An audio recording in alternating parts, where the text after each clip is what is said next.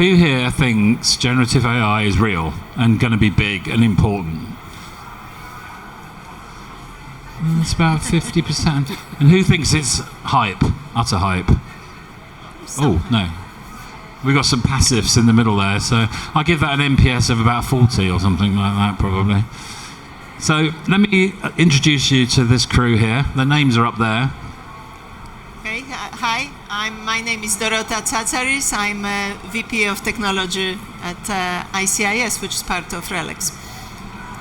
Hi everybody, my name is EMILI BUDDELL RHODES. I'm the lead evangelist for engineering culture at LEXISNEXIS Legal and Professional. And in case you're intrigued what that role actually means, it's very much focused on our tech strategy, so advocating for it and shaping it, and a big part of that is our responsible AI approach. Hi everyone, I'm Jeremy Lilly. I'm in our government affairs team at RELX. RELX is the parent company to LexisNexis, LexisNexis Risk Solutions, ELSEVIER and RX. And I'm responsible for our policy and regulatory engagement in the UK and AI policy globally. Hi everyone, my name's ADRIENNE Leonard. I am the head of data science for CIRIUM, which is our aviation analytics brand within LexisNexis Risk Solutions. Hi everyone, my name is Alex Brooker and I run the R&D and product discovery for CIRIUM. I'm leading a small team focused on generative AI and what it means for our business. And CIRIUM is also part of the RELX group. Thank you, everybody. So I've got some questions here, and I will ask the panel these questions, but I'm really keen that we make it as interactive as we possibly can. For those that don't know RELX, we are 4 different divisions. So risk solutions, specializing in sort of insurance, in financial services, in government services. We've got ELSEVIER, scientific and medical. We've got Lexis Legal and Professional, specializing in law. And Exhibitions, who kindly put this event on for us today. So we have a lot of data, and we're heavily involved in generative AI ourselves. We've been working with natural language processing for quite some time, multiple years now. But I wanted to talk to first, Alex, what do you see as the biggest challenge with putting generative AI into production? I think there are a few challenges. I tell you what, it feels similar to perhaps the late 90s or early 2000s when a lot of businesses were creating websites for the first time. I think a lot of businesses are looking at generative AI. They've spun up small teams, or someone's been tasked to go and find out what's this stuff all about, what does it mean for us. Projects have started and things are being tried out, and so that it reminded me of even my student days. Picture a dingy student flat in the late 90s, hunched over a laptop, creating websites about nightclubs and student life in Cardiff. And it was a time when the tech stack was immature. There were lots of different ways of doing things. New technologies were coming out all the time. And the product suite, it was really expensive at the time. And the product suite to get a website to production for your business was complex and actually pretty hard to do. And over the following couple of years, things changed so quickly and commoditized so quickly that now, one of the examples from my talk earlier today was using the Llama 2 model on my home gaming machine with a single prompt. It can create the game Snake from the old Nokia phones with a single prompt and just generate the whole thing in Python using Pygame, which is just absolutely incredible. So I think in terms of getting into production, the biggest challenge, alongside things like guardrails, and we're going to talk about data and some of the controls there, but in terms of the tech stack, there's innovation from top to bottom. There's innovation at the top in terms of the tooling, the high-level solutions from many vendors here. But then last week, there were announcements of new chip designs specializing in inference-only deployments when that LLM's got to go to production and perform really, really well, totally different to that data scientist, dev, infrastructure setup. So that's really what makes me think that it's very immature. It's going to change so quickly. It's actually really, really hard to decide, take a baseline and say, right, we're going to launch our product and these are all the tools we're going to use, and that's going to be the same. And so I think that's actually, so freezing the baseline, making a decision, choosing which tools to use, I think is actually one of the biggest challenge in terms of real production. So at scale, many users outside of the lab. No, thanks, Alex. And Adrienne and Emily, you might want to jump in on this as well. Is what new opportunities do you see with generative AI in your domain specifically? I mean, I think for me, one of the biggest areas where generative AI is being transformative is in enablement, both for our customers to help them be more productive on our tools, where before we were selling data as a product or user interfaces where you could interact and query the data. Now you can envision a next generation of products where you can go onto an interface and ask a question and get an answer back that is powered by data and informed by that data, but is actually doesn't require you to write SQL queries to join data together and access your databases and manipulate things in different ways. You can actually ask questions and get answers back.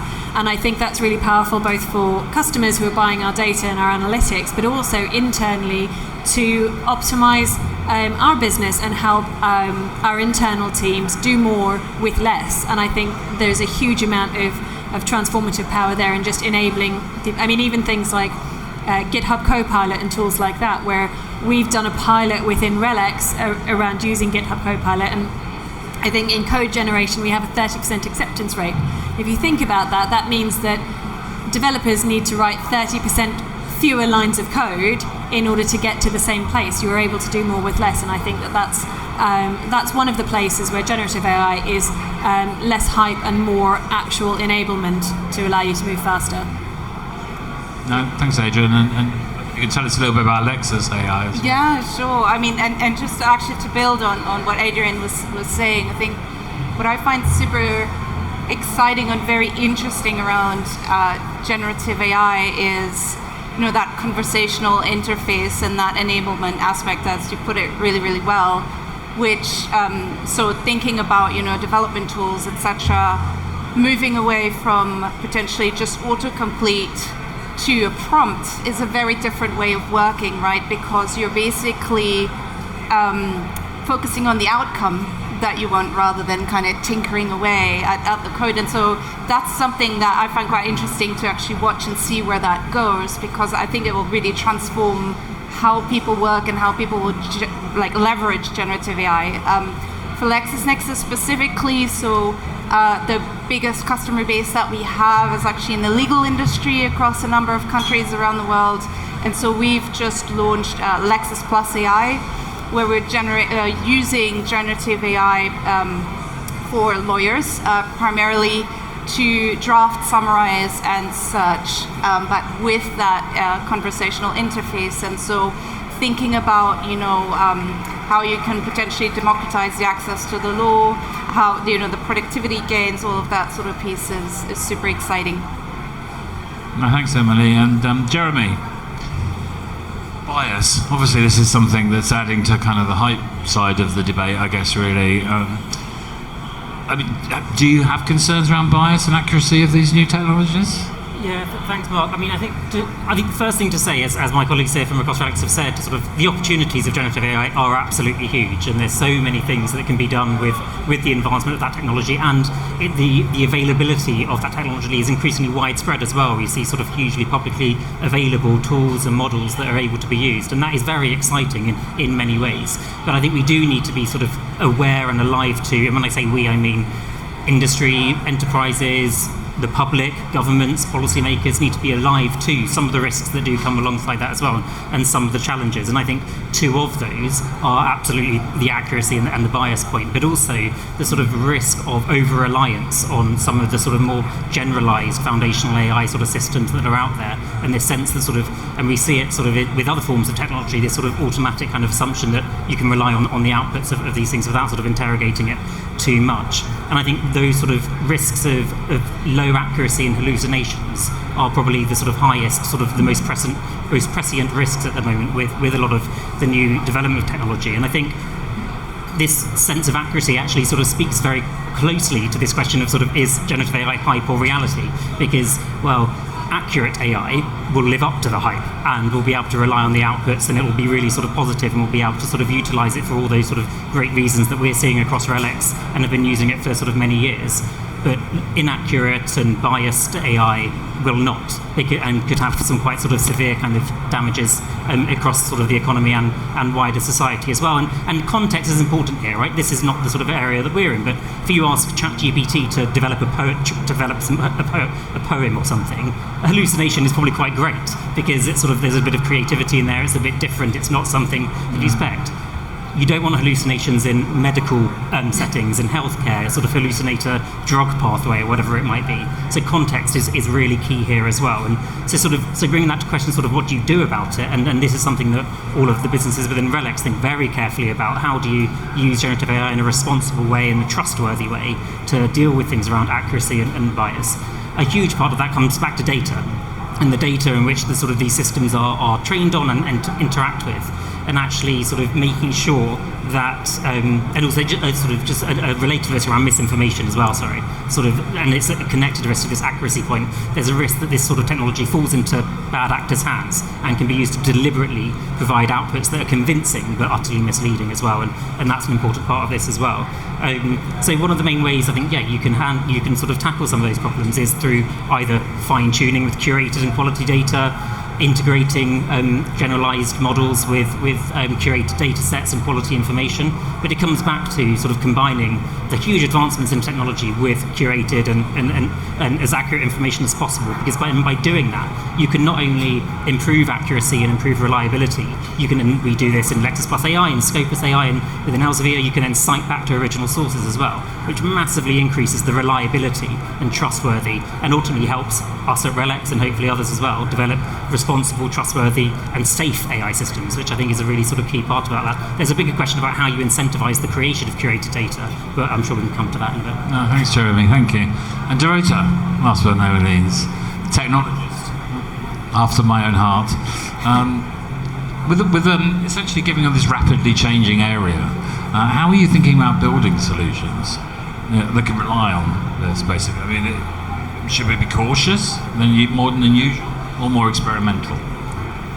So obviously this is a shiny new toy that we've been given. So as technologists, we are very excited and we want to play with it. However, we need to be extremely cautious, especially that a lot of applications are in the areas with very high stakes. So medical diagnosis, controlling flights, financial transactions, all those have absolutely zero room for error, because if something happens as a result of an incorrect output, can have dire consequences in real life. So caution is absolutely required. As Jeremy was saying, there are multiple ethical and data privacy and in general in regulated industries are considerations that need to be taken into account, in some cases applied by our regulatory practices, in other cases just by robust testing. So on the other hand, though, I do want to play and with this new shiny toy, and the experimentation is extremely valuable tool that will allow us to appreciate where we can apply, where we can find new solutions for people that already have the problems, or people that maybe will only find out that they have the problem by the means of experimentation. So there is a big pro in experimenting. However, we should really apply it with transparency. So maybe early stages of product development, when we tell our users, I mean, this is an alpha or this is a beta, you can expect to have some challenges in the results, work with us together, and so on. When I'm also looking at areas where technological innovation is a key to your success, that's where experimentation is absolutely encouraged. We're also looking at very rapidly changing underlying technologies. The models are popping everywhere, commercial, open source. So the importance is in our architectures when we are architecting solutions is to ensure that they are modular, scalable, and that we can, as the new technologies become available, the new capabilities become available, we can swap them fairly easily, because nobody knows at the moment where we're going to arrive. We are in the very early stages of this journey. No, thank you, Dorota. Going back to you, Emily, a bit more on that responsible AI point, really. What things do you think tech teams need to consider, or product teams need to consider about responsible AI? How long have we got?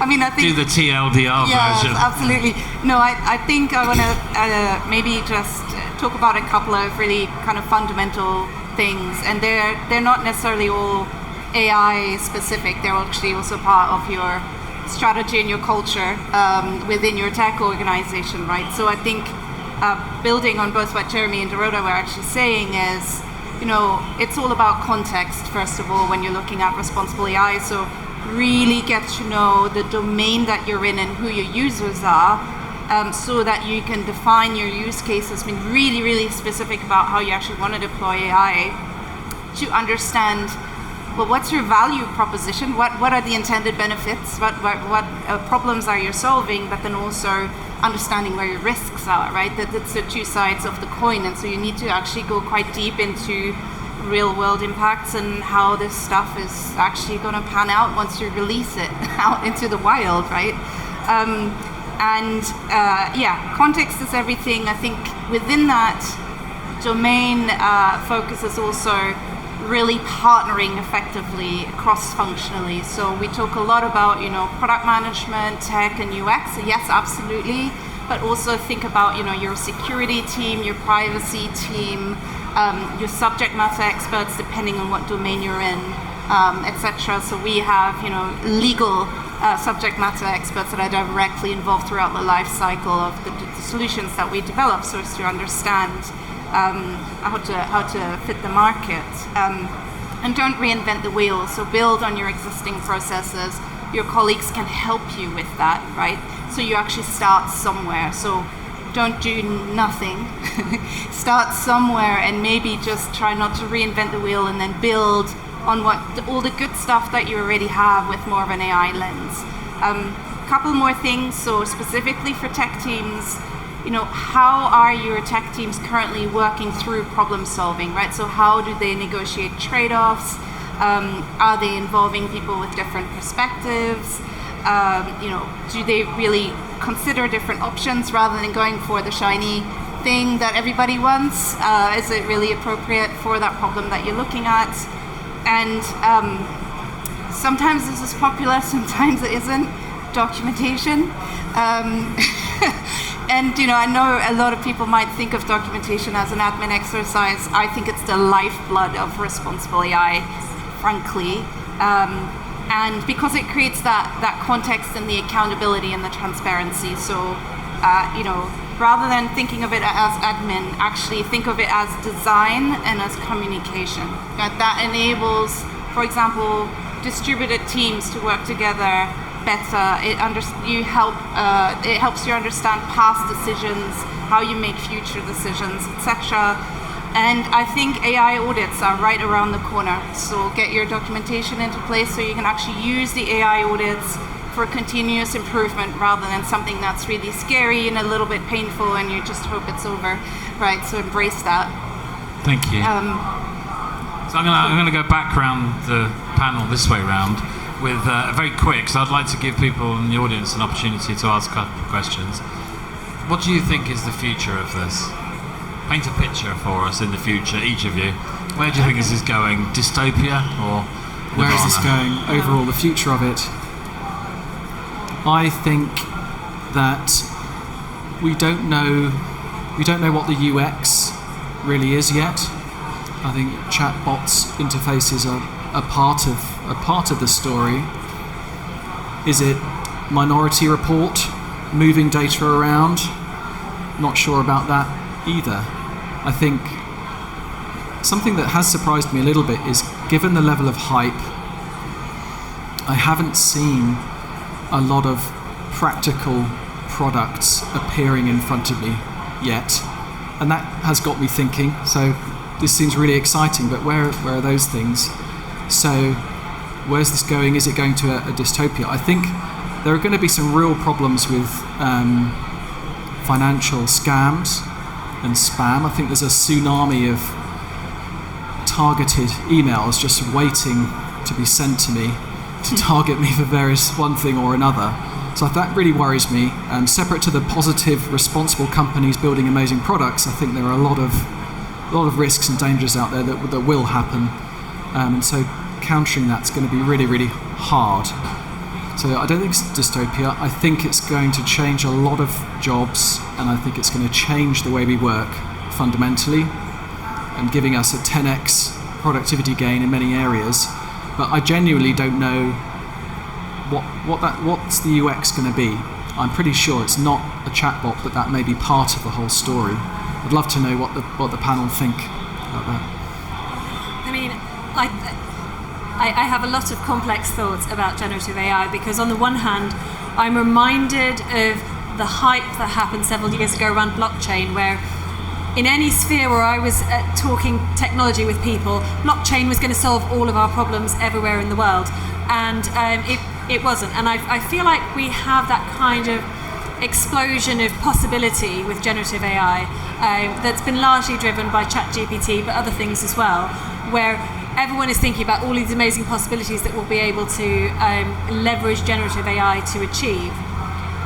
I think when you start to dig down into those things, and we're certainly finding that at CIRIUM, some of those things are really hard. It's really hard to get a generative AI to reason.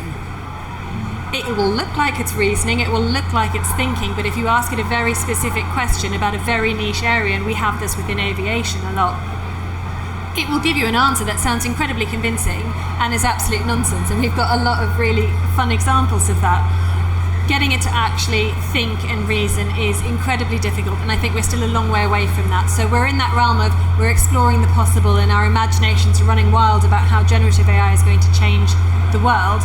I think, yes, there will be a lot of productivity gains. There's also those risks of bad actors, and also people who are using generative AI who don't understand the limitations of it, that might take it as a black box and run with it and get answers that look convincing and that are completely wrong. So I think we have to be really responsible about it.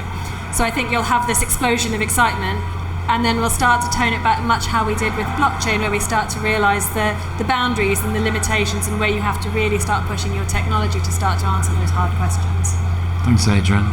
Jeremy? Yeah, I agree with a lot of what's already been said. I mean, in terms of sort of where do I see this going, I think if we can solve some of those really complicated challenges that we've sort of identified here, particularly around the sort of risk of misinformation, is that just happening to me? Or AI's after us.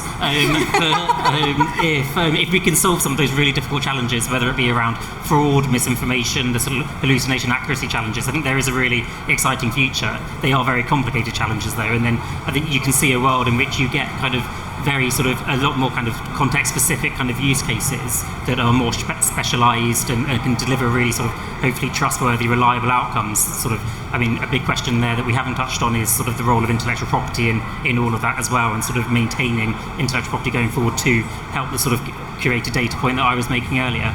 I think on the productivity gains, I mean, McKinsey released a study earlier this year that there's potential for $4.4 trillion to be contributed to the global economy if we get some of this stuff right.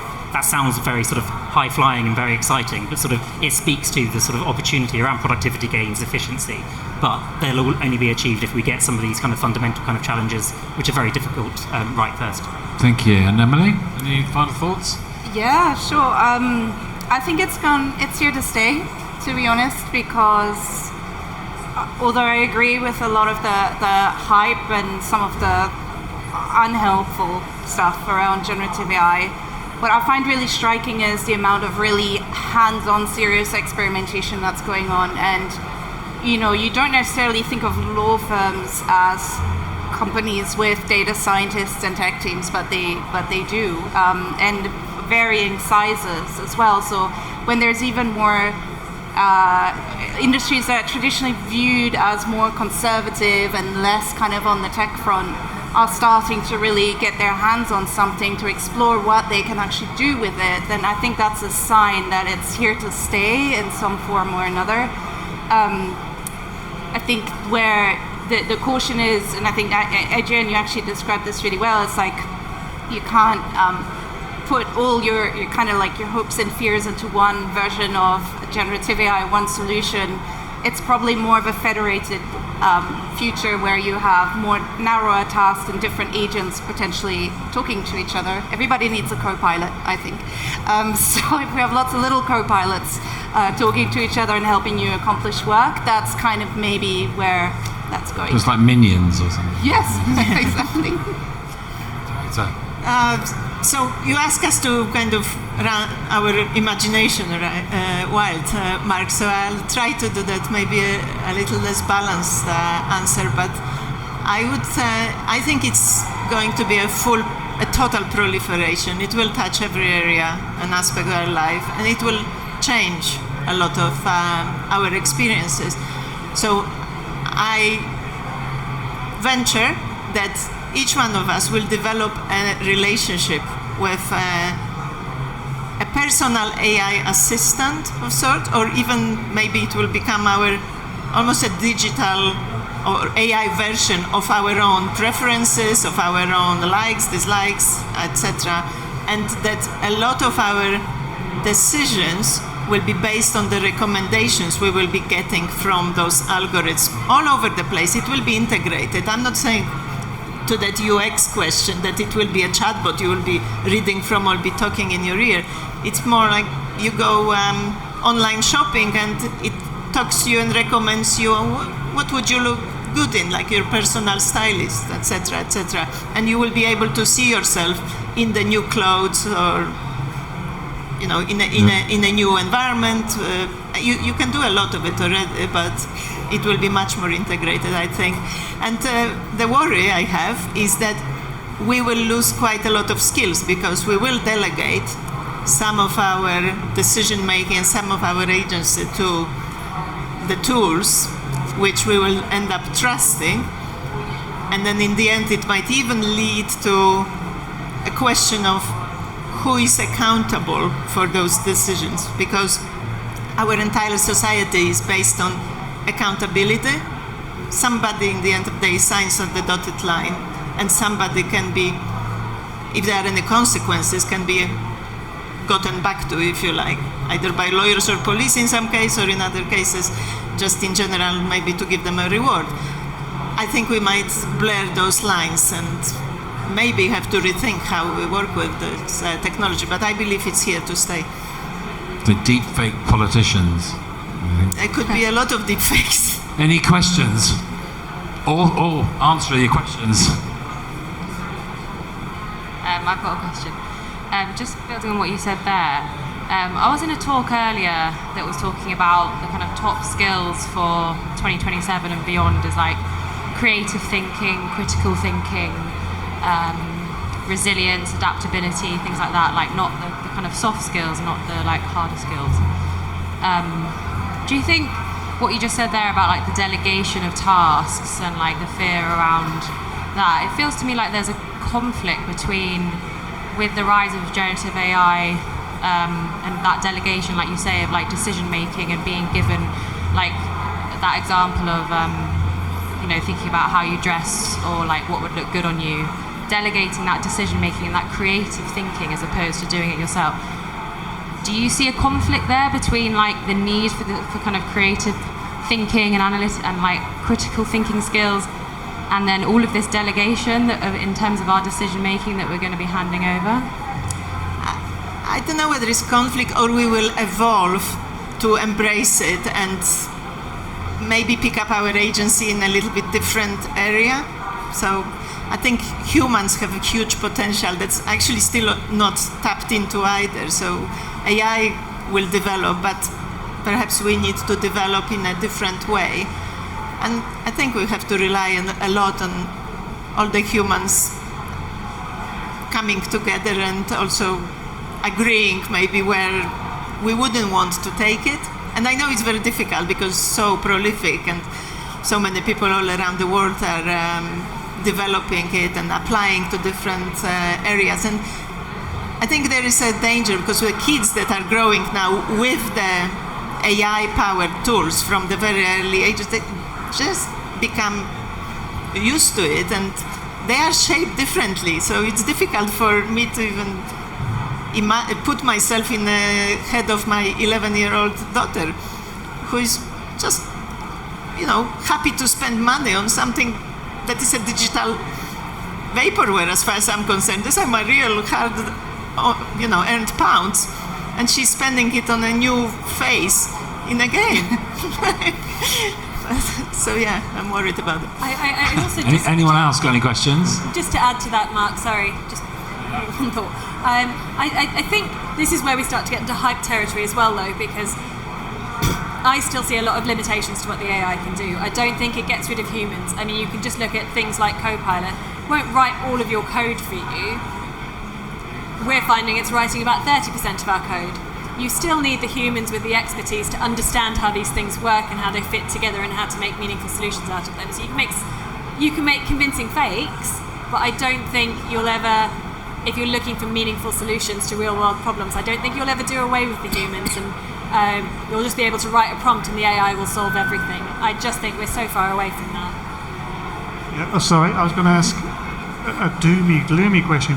What's the worst do you think AI could be used for? Well, we did train it on an awful lot of text, one of which was Terminator script. So, who knows? One day. Yeah, it is scary. There's a new Turing test. I don't know if people have seen this, but obviously the Turing test of old has surpassed ages ago. So the new Turing test is that you give AI £100 or dollars, and test is how long can it take it to make $1 million on its own, unaided. And already it started to engage with things like Mechanical Turk to get humans to do the work for it. So we're not actually that far away.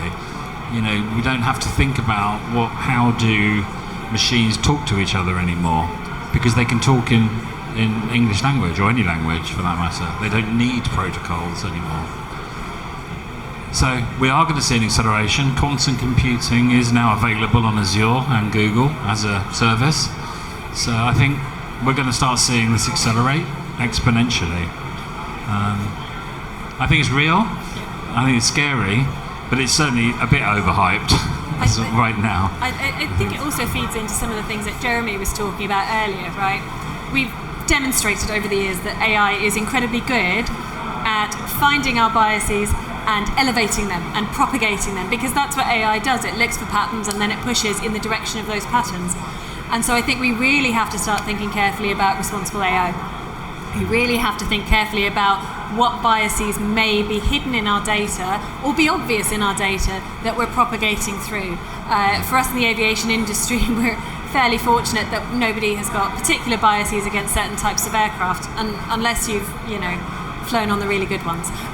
But I think in legal spheres, in insurance, in financial circles, it's really important to understand the biases in our data, because we demonstrated that many years ago with there was an AI bot that was on Twitter and very quickly became racist, misogynist, vile example of all the worst of society, and that's the risk. And I think that's also the risk of not just bad actors, but people using technology when they don't understand how it works and how it takes what you feed into it and translates it into decisions. And I think that comes back to the people point as well, right? It reminds you how important it is to keep people involved in that process as well, to try and to catch some of this stuff out and to identify what's just what's the sort of logical pattern in data, and what's a bias, what's sexist, homophobic, whatever it might be. It goes back to the importance of people as well. And on the responsible AI piece, I guess I think there is a massive focus on the creators of AI, the developers, etc. Something I don't think we talk about enough is responsible use, right? Because you can't predict everything that people are going to do once those tools are in their hands, right? And you can't control for it. So there's also, just from the tech team perspective, again, really important to talk to your UX teams, for example. Engage with your vendors, your users, etc. Do awareness sessions, training, so as to understand what real world scenarios can actually look like. So that's something that I think we need to talk about a little bit more, because it's been such a hyper focus on the tech companies per se, rightly so.